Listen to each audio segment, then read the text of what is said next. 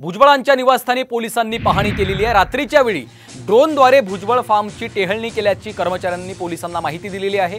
भुजबळांच्या कार्यालयातील कर्मचाऱ्यांनी अंबड पोलिसांकडे या संदर्भात चौकशीची देखील मागणी केलेली आहे। या प्रकरणी नाशिक पोलिसांकडून तातडीने चौकशी सुरू करण्यात आलेली आहे।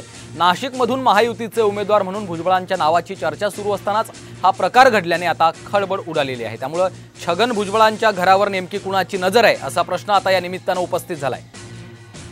तबरेज शेख आमचे प्रतिनिधी आपल्या सोबत सध्या फोनलाईन वरून जोडले गेलेले आहेत। तबरेज, आपण पाहतोय पोलिसांनी या संदर्भात आता चौकशी सुरू केल्याचं कळतंय, काय नेमकं घडलेलं आहे?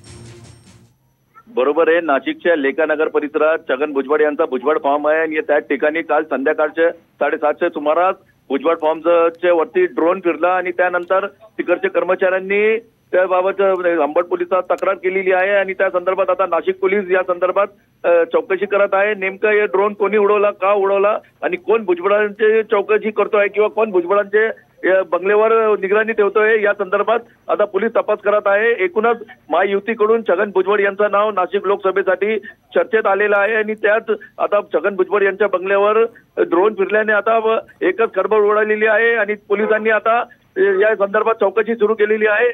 एकूणच आज मराठा संघटनेकडून छगन भुजबळ यांच्या उमेदवारीला विरोध करण्यात आलेला आहे।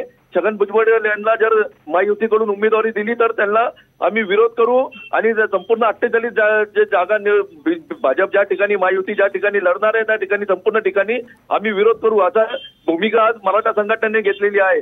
एकूणच आता काल संध्याकाळी 7:30 वाजेच्या सुमारास छगन भुजबळ यांच्या बंगल्यावर ड्रोन फिरल्याने आता पोलीस या संदर्भात आता तपास करत आहे। निश्चितच धन्यवाद तबरेज या सविस्तर माहितीसाठी।